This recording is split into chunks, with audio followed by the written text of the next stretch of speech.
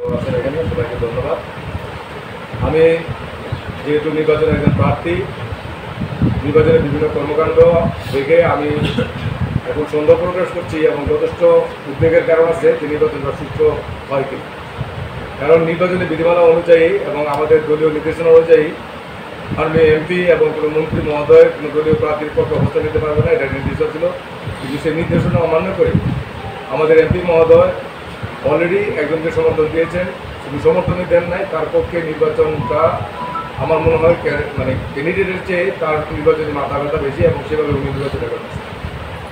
আমি যেহেতু বাংলাদেশ আওয়ামী লীগের সাধারণ সম্পাদক সিরাজগঞ্জ থানার, আমি দলের সেকেন্ড ম্যান, দলের সভাপতি যেহেতু এমপি, আমি এই পত্রে ডিজাইন করি, এই পত্র আমারই পাওয়া ছিল, কিন্তু সেটা তো হয়ই নাই, বরঞ্চ আমার বিরুদ্ধচারণ করে এখন যেভাবে আমার নেতাকর্মীদেরকে হেনস্থা করা হচ্ছে, বিভিন্ন জায়গায় বাধা দেওয়া হচ্ছে, আমার বিভিন্ন পোস্টার ব্যানার ছিঁড়ে ফেলা হচ্ছে। আপনারা এখন যদি যান প্রমাণ পাবেন যে মধ্যপাড়ায় একটা পোস্টার আমাদের গতকাল যেগুলি আমরা লাগাইছি আজকে একটু খালি করে ফেলছি। এমন কিছু হয় নাই, প্রত্যেকের মধ্যে যদি মধ্যপাড়া বা মালখানা করে আমাদের পোস্টার থাকবে না বা ছিঁড়ে ফেলবে। আমাদের মাননীয় এমপি সাহেব এই নির্বাচনের প্রচারণায় যেভাবে নিজেকে বিলিয়ে দিচ্ছেন, এটা অকল্পনীয় ব্যাপার। দলীয় নির্দেশনা অমান্য করে, দলের নেত্রী নির্দেশনা অমান্য করে, দলের সাধারণ সম্পাদক জনতা অবাধিকারের নির্দেশ অমান্য করে উনি প্রত্যেক দিন নিয়মিত কাজ হিসাবে এই নির্বাচনী প্রচারণা চালিয়ে যাচ্ছে। যখন যেখানে সময় পাচ্ছেন, যখন যেখানে সময় পান সেখানে নেতাগুলোকে ডেকে আনেন, বিভিন্ন চেয়ারম্যানদের ডেকে আনেন, বিভিন্ন এলাকার জন্য সুবিধ সমাজের লোকজনকে ডেকে আনছেন, তাদেরকে নির্দেশনা দিচ্ছেন। গতকাল উনি পালখানা করে এভাবে লোকজনকে ডেকে এনে ওনার পরিষদের পিছনে উনি এভাবে দেখেছেন।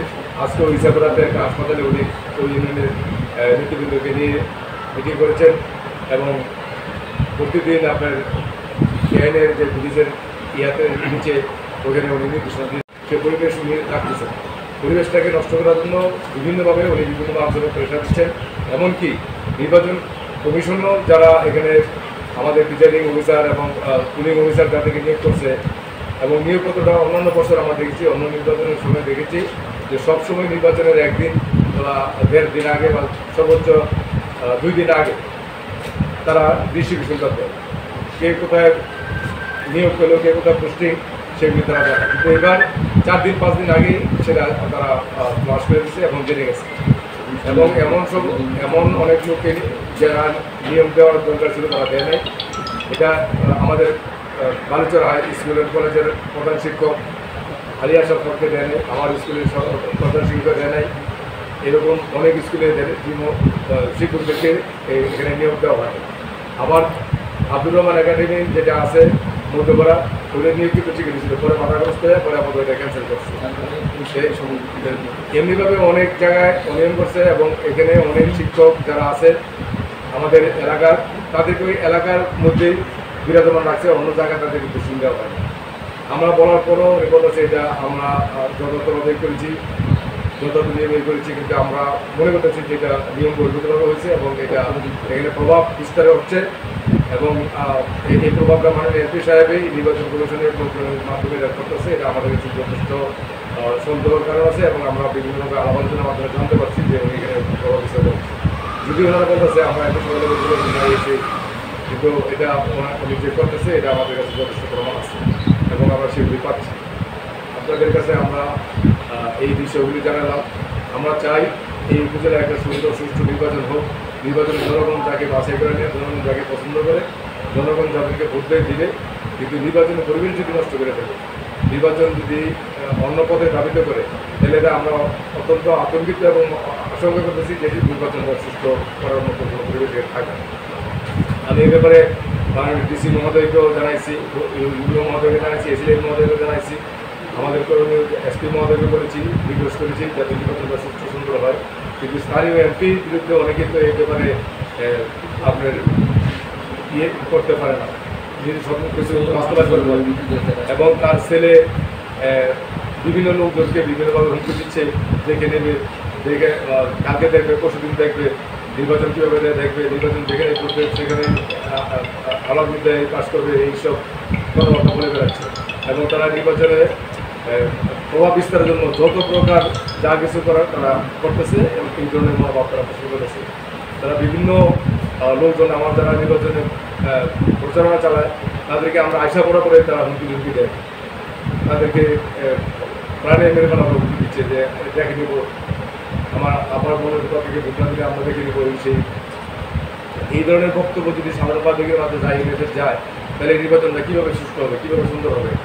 তাই আমি আপনাদের মাধ্যমে আজকে সময় সম্পর্কের মধ্যে জানাতে চাই, আমি আইন প্রয়োগকারী সংস্থা সহ আমাদের ডিসি মহোদয়, এসপি মহোদয় সহ যারা এই নির্বাচন পরিচালনায় নিযুক্ত আছেন, আমাদের ইউনিয়ন প্রেসিডেন্ট সহ নির্বাহী ম্যাজিস্ট্রেট যারা আছেন, আইন শৃঙ্খলা বাহিনী অন্যান্য নেতৃবৃন্দের কাছে নির্বাচনটা সুষ্ঠু এবং নিরপেক্ষ করার সাথে একটি অবাধ নিরপেক্ষ নির্বাচনের স্বার্থে এমপির প্রভাবমুক্ত হওয়া উচিত। সকল নেতৃবৃন্দকে এমপির প্রভাবমুক্ত থেকে আমাদের নির্বাচনটা পরিচালনা করা দরকার। আমি সেজন্য আপনাদের মাধ্যমে আমি সকল নেতৃবৃন্দকে জানাচ্ছি যাতে নির্বাচনটা সুষ্ঠু সুন্দরভাবে এখানে পরিলক্ষিত হয়, সেই লক্ষ্যে যেন সকল মাধ্যমে এটা কাজ করে।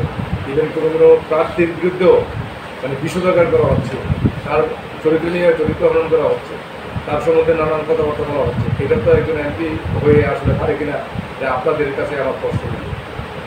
প্রার্থী যে কেউ হইতে পারে, সেখানে তার পছন্দ অপছন্দের প্রার্থী থাকতে পারে, কিন্তু তার চরিত্র নিয়ে তার ইভেন তার ভাবনা নিয়ে কথাবার্তা হবে।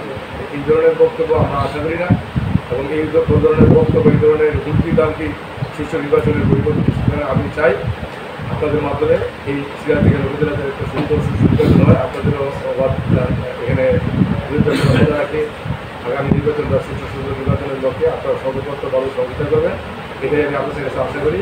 এবং সর্বোচ্চ নীতির ধরনের কাছে আমার এই আশা আপনাদের বলব। পোস্টার ব্যানার সিস্টেম হুমকি নামিয়ে দিচ্ছে যে মেরে ফেলবে, এই বিষয়ে কি আপনি কোনো জিডি বা অভিযোগ করছেন থানায়? না, জিডি বা অভিযোগ করি নাই, কিন্তু আমরা শুনছি এই ধরনের কথাবার্তা আমাদের নেতাকর্মীরা কালকে আমি আর নেতাকর্মীরা সকালবেলা আমার বলল যে আপনি আসছিলেন রাত্রে, আমাদেরকে সকালবেলা সাজাইছি দেখে নেওয়া হতো হুমকি পুরি করা। এবং এগুলি তো সব কিছু আমিও তো নির্বাচনের কাজে ব্যস্ত, আমারও তো সব কিছু প্রমাণ নিয়ে ঘুরার সম্ভব। তারপরে আমি সকালবেলা জানতে পারলাম যে মধ্যপাড়ার সমস্ত প্রশ্নগুলি তারা শুরু করেছে। মানে আপনার কর্মীরা যারা কাজ করতেছিল তারা আপনাকে জানাইছেন, যাই না আপনি স্থানীয়ভাবে ইউনো এবং এসএল বা নির্বাচন অফিস তাদেরকে জানাইছেন, মৌখিকভাবে জানাইছেন, লিখিত কোনো কপি নিয়ে আসছেন? প্রস্তুতি নিচ্ছেন না, ওটা কোনো রিসিভ কপি আছে? ঠিক আছে, ওটা জমা দিয়ে আমরা একটা কপি, তাহলে আমরা রিস্ট করে দেবো। নকুলটা কিছু বলবেন? কিছু বলবেন?